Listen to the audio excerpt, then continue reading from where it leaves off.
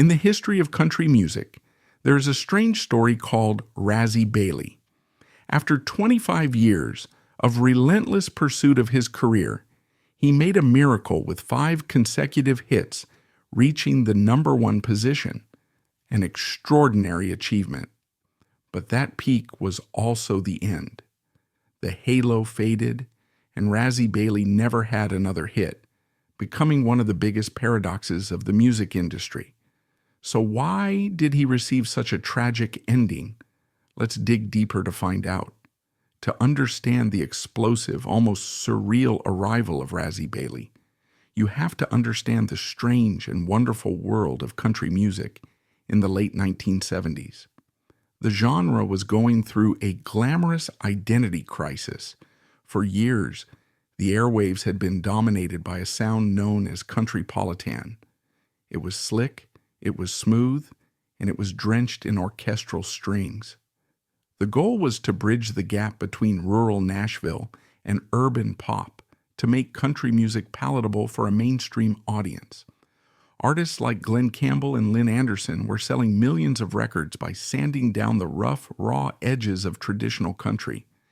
This was a time of tuxedos and evening gowns at the Grand Ole Opry, a time when tales of rural heartbreak were backed by lush, sweeping orchestras.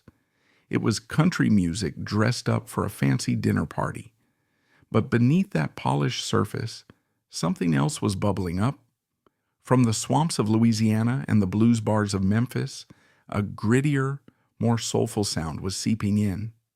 The Allman Brothers Band had injected a heavy dose of blues rock into the southern soundscape, proving that country's roots were tangled up with more than just folk and bluegrass.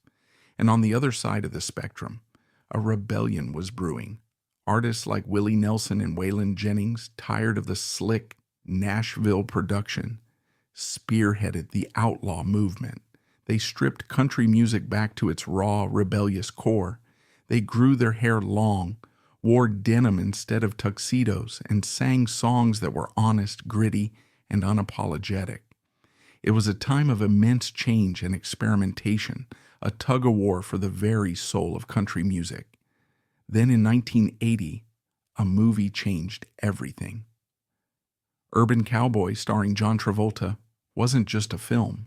It was a cultural phenomenon. It turned the mechanical bull into a national icon and made pearl snap shirts high fashion. Suddenly, everyone, from New York to Los Angeles, wanted to be a cowboy. The film's soundtrack was a behemoth. It was the perfect blend of pop country, capturing the zeitgeist in a bottle. It created an insatiable nationwide hunger for songs that felt country in theme, but were structured like pop hits, smooth, easy-going, with an undeniable groove. Nashville producers, always keen to capitalize on a trend, were scrambling. They needed to find the next big crossover star, the voice that could appeal to both the lifelong honky-tonk crowd and the suburbanites who had just bought their first pair of boots. This was the world waiting for a man like Razzy Bailey. He wasn't a slick countrypolitan crooner. He wasn't a rough-and-tumble outlaw. He was something else entirely, something that Nashville hadn't quite figured out what to do with. His music was a unique gumbo of sounds. A little bit of country, a healthy dose of R&B, a sprinkle of swampy blues, and a smooth, soulful voice that tied it all together. For years, this unique blend had been his biggest curse. He didn't fit neatly into any of the industry's boxes. But in the wake of Urban Cowboy, when the lines between genres were more blurred than ever, his unique sound was about to become his greatest asset. He was the right man with the right sound at the exact right moment. The stage was set, and a quiet, unassuming musician who had been waiting in the wings for 25 years was about to take over the world. Razzy Michael Bailey, who would later be known as Razzy, was born in the tiny community of 5 Points, Alabama, on Valentine's Day, 1939.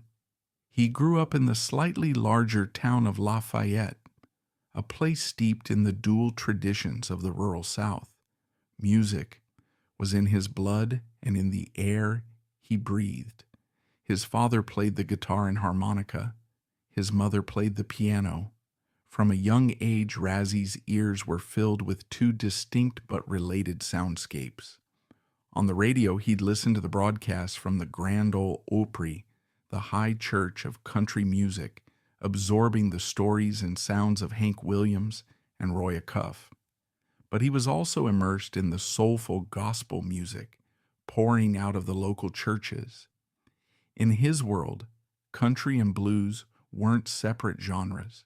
They were just different verses of the same Southern song played on neighboring porches. He got his first guitar as a boy, and his talent was immediately obvious. He was a natural. By the time he was a teenager, he was already a seasoned performer playing in local string bands.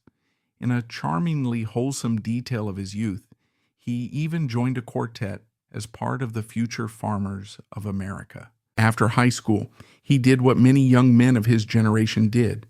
He married his high school sweetheart, moved to Georgia to find steady work, and started a family. For a time, music had to become a passionate hobby rather than a career. The need to provide for his family was paramount. He worked a series of tough blue-collar jobs in a textile mill, at a hosiery factory, and later as a machine foreman. But the dream never died. It just went nocturnal. He spent his nights and weekends honing his craft, playing in local clubs and smoky honky-tonks with his band, a group aptly named the Aquarians. He was living a dual life, factory man by day, musician by night. His first real brush with the professional music world came in the mid-1960s. He managed to scrape together enough money for a recording session in Atlanta and cut a single. Filled with hope, he drove it to a local radio station. In what must have felt like a scene from a movie, the DJ played it on the air. For that fleeting moment, hearing his own voice coming through the car radio, the dream felt real, tangible. But the song, like so many before it, went nowhere. He tried again, this time at a place of legendary status, FAME Studios in Muscle Shoals, Alabama. This was hallowed ground, the same studio where giants like Aretha Franklin and Wilson Pickett had created soul music magic. Surely some of that magic would rub off on him. He recorded his songs, filled with his signature blend of country and soul. Still nothing.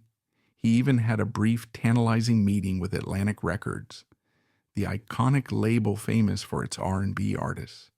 They were impressed by his soulful sound, but for reasons lost to time, it fizzled out.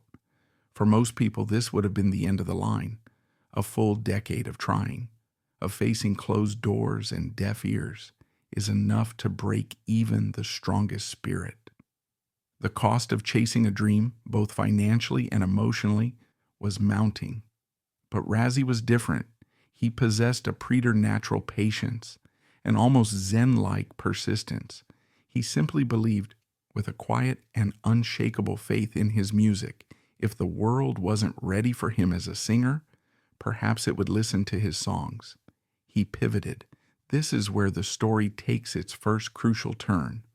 While he couldn't get a hit for himself, other artists started to recognize the unique quality of his songwriting.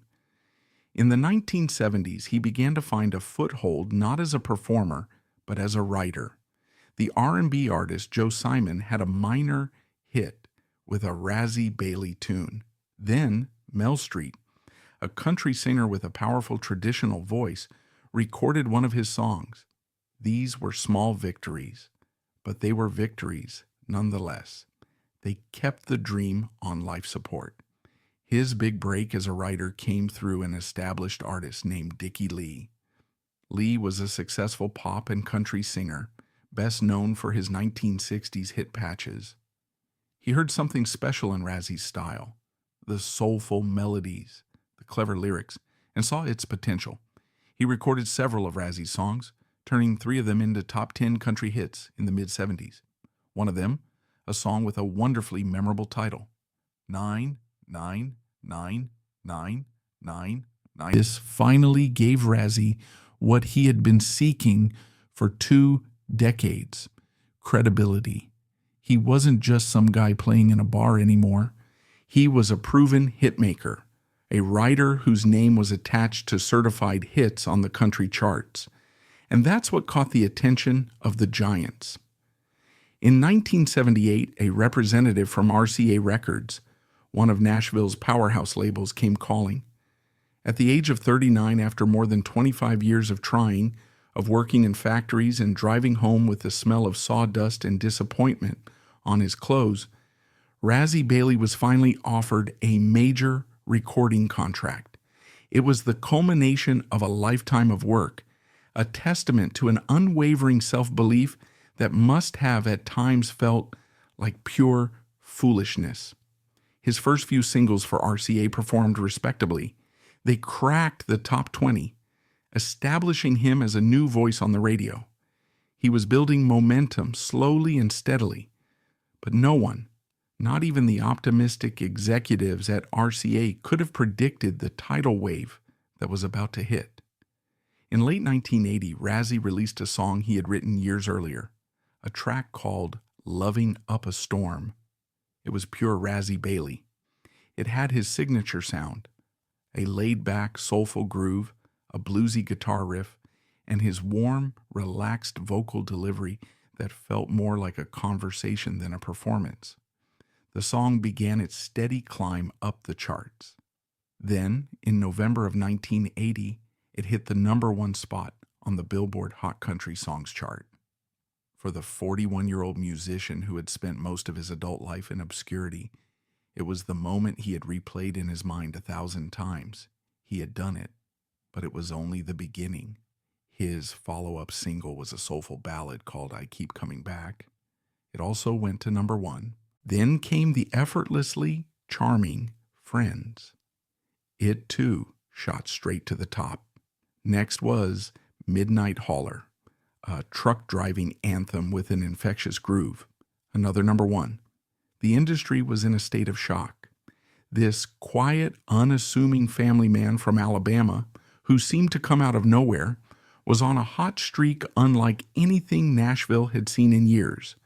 He rounded out his incredible run with a 5th consecutive #1.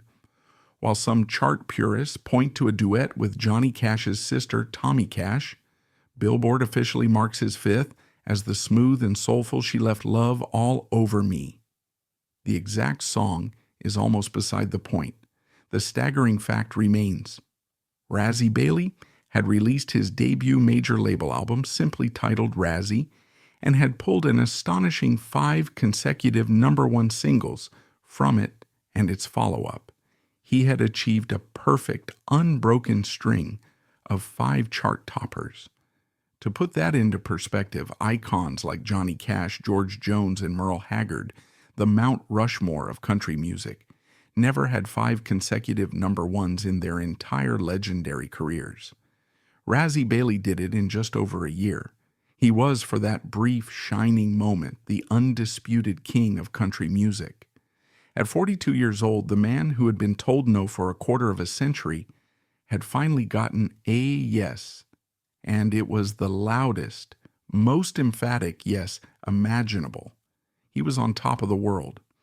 Behind the incredible statistics and the shocking late-in-life success was a man of quiet grace and profound humility. Razzy Bailey was not your typical country star. He didn't have the outlaw swagger of Waylon Jennings or the tortured, hard-living soul of George Jones. Friends, colleagues, and journalists who met him all used similar words to describe him: gentle, kind, humble, and deeply spiritual. He was first and foremost a family man, devoted to his wife and children. His life off stage was a world away from the wild excess so often associated with sudden stardom. One of the most revealing anecdotes about his character comes from his early days of success. After decades of financial struggle, he was finally making real money, more than he had ever dreamed of.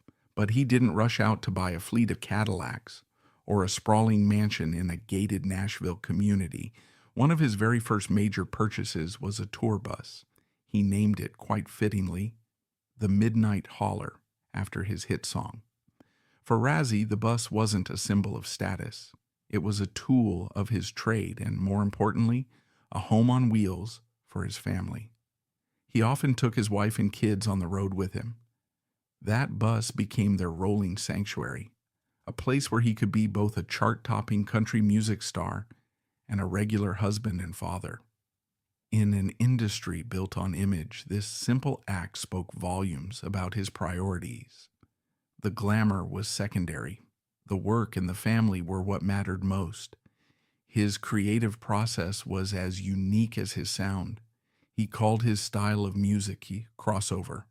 But a friend once gave it a description that Razzy himself loved and adopted: bayou, country, soul. It perfectly captured the blend of influences simmering in his music.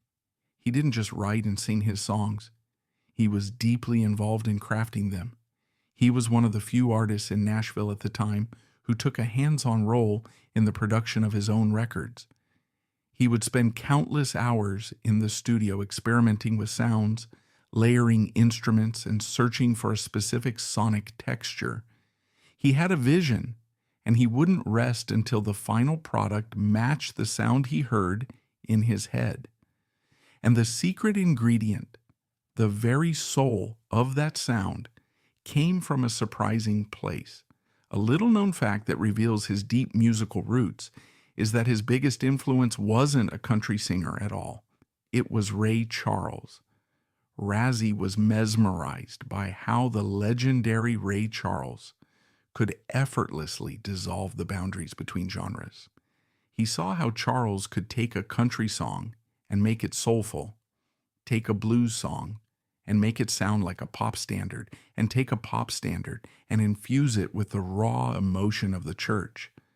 Razzy once said, in a quote that perfectly captures his admiration, Ray Charles could sing the phone book and make it sound good. This deep appreciation for Black American music was the key to his magic. While Nashville was often musically segregated, Razzy saw no such boundaries. He heard the soul in country and the country in soul, and he wove them together in a way that felt completely natural, fresh, and deeply authentic to him. Despite his sudden and massive fame, he never lost his sense of wonder, his humility rooted in years of struggle. He once told an interviewer with genuine astonishment still in his voice about the very first time he heard one of his songs on a jukebox. He was in a small diner and someone, a stranger, put a coin in the machine and selected his song. For a man who had spent years playing in bars where he was the jukebox, where his music was just background noise, this was a profoundly moving experience. It was a tangible sign that he had finally made it, that his music was connecting with real people in their everyday lives, that it had become a part of their world. But beneath the surface of this incredible success, there was also a private pain, the lingering shadow of the past. The years of struggle had taken a deep emotional toll. He spoke candidly in later interviews about the depression and doubt that had plagued him during those long, lean decades. He had a family to support, and the crushing uncertainty of a music career weighed heavily on him. He confessed that there were many times he was on the verge of giving up, of resigning himself to a life in the factory, his guitar gathering dust in a corner. His eventual success, therefore, wasn't just a professional triumph. It was a deep personal validation. It was a healing of old wounds. It was proof that his faith in himself, a faith that had so often felt foolish and naive in the face of constant rejection, had been justified after all. This quiet internal struggle makes his ultimate achievement not just impressive, but deeply humanly heroic. It was the story of a man who refused to let the world break him and was rewarded, however briefly, with everything he had ever wanted. At the beginning of 1982, Razzy Bailey was on top of the music world. He had a new album, Feelin' Right, and its lead single, She Left Love All Over Me, had just become his fifth monster hit in a row. He was a fixture on the radio, a headliner on tour, and the darling of an industry that had ignored him for so long. It seemed like his reign was just beginning. And then, almost as quickly and inexplicably as it began, the magic started to fade. His next single, Every Time You Cross My Mind, You Break My Heart, peaked at number 10. For most artists, a top 10 hit is a major success, but for a man who had only known the number one spot for over a year, it was a sign of a shift, the first hint of a crack in the perfect facade. The singles that followed landed further and further down the charts. Number 13, number 17, number 30. By 1984, he was struggling to crack the top 40. By 1985, he couldn't get a song into the charts at all. The five-time champion was no longer in the game. The phone, which had once rung off the hook, went quiet. What on earth happened? How does an artist at the absolute peak of his powers fall so far so fast? There isn't one simple answer. Instead, the story of Razzy Bailey's disappearance from the charts is a perfect storm. A convergence of three powerful forces, a dramatic shift in musical taste, the cold mechanics of the industry, and perhaps Razzy's own gentle nature.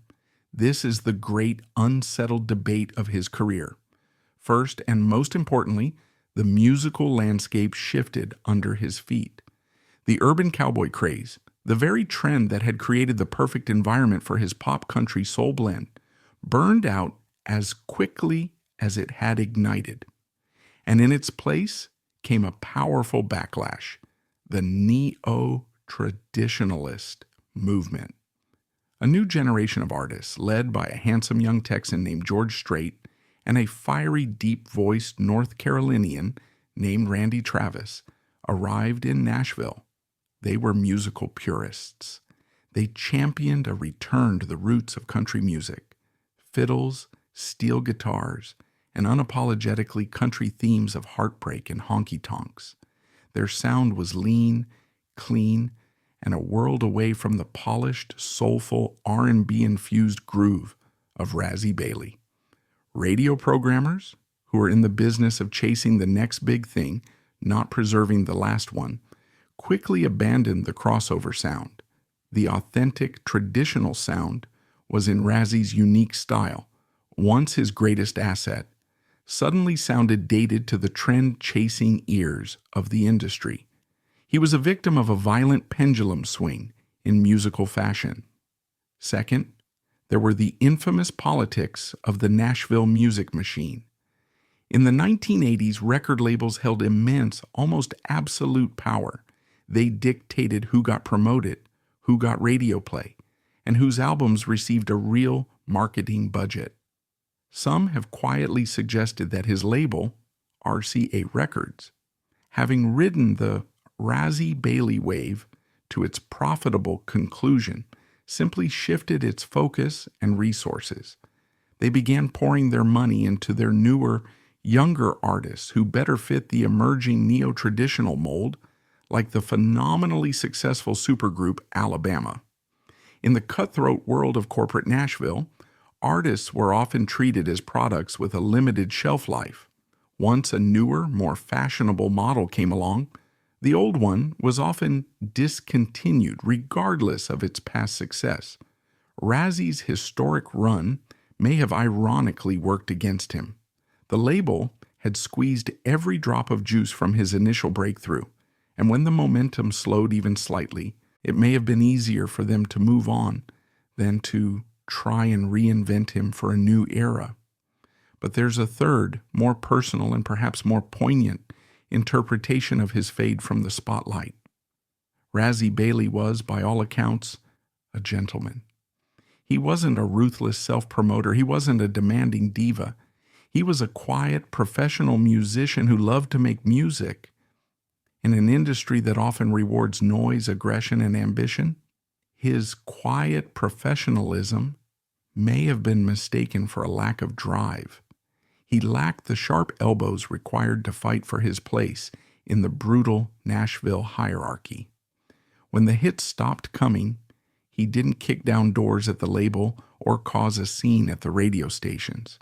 He simply kept working, playing shows for his dedicated legion of fans, and recording albums for smaller independent labels that still believed in his music. He never spoke with bitterness about his fall from the charts. His perspective was one of philosophical calm, something almost unheard of in the ego-driven entertainment business. In a later interview, he reflected on his career with a quote that reveals everything about his character. "I've had a taste of the big time, and I've had a taste of the small time, and I can tell you the people are just as good in the small time." This quote is perhaps the most crucial piece of evidence in the mystery of his disappearance. He didn't see his career as a failure after the number one stopped. He had already achieved his dream, beyond his wildest expectations. He had proven his music could reach the highest heights. And when the industry moved on, he didn't chase after it. He simply took his music back to the people who had always loved it, playing theaters and clubs for the rest of his life, happy to be making a living doing what he loved. Razzy Bailey did not disappear. He did not retire, nor did he retreat into a bitter hidden life. Instead, he did what any true artist would do. He kept creating. Razzy returned to his roots, writing and recording in his home studio. For him, music was not a path to fame, but air to breathe. He wrote thousands of songs in his lifetime, a vast treasure trove whose full scope was known only to those closest to him. His life became quieter, away from the Nashville spotlight. He devoted time to family, to simple pleasures, but then, like many others, he faced a final battle, one that took place not on stage, but in silence. Razzy Bailey was diagnosed with cancer.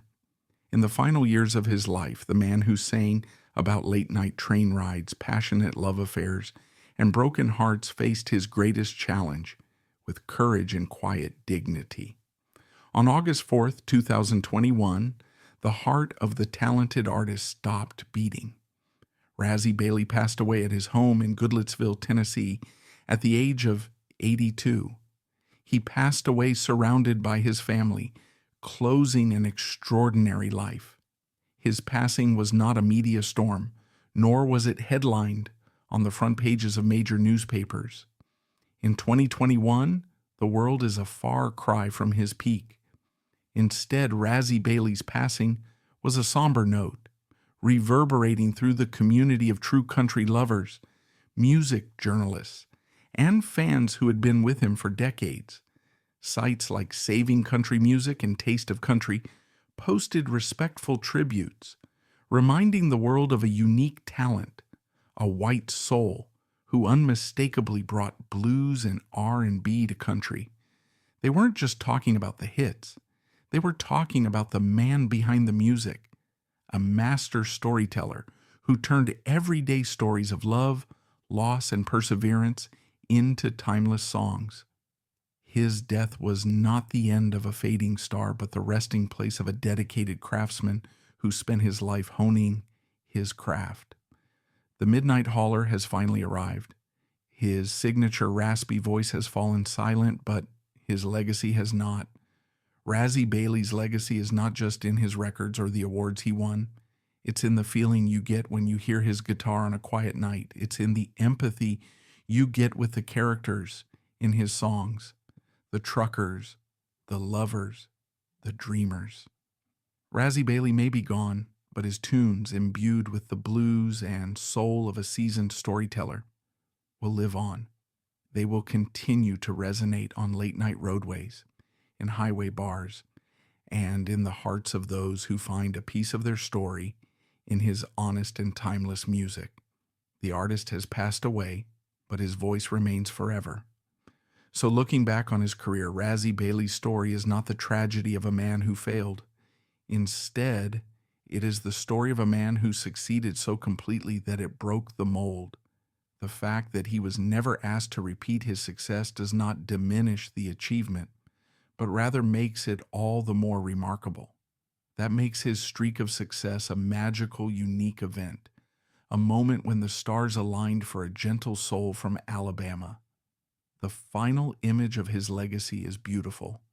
A man who caught lightning in a bottle 5 times in a row. And instead of lamenting that the lightning was gone, he seemed to smile contentedly, grateful that he had held on to it. He climbed to the top and then quietly departed, leaving behind an inspiring story of perseverance and finding peace when the spotlight goes out.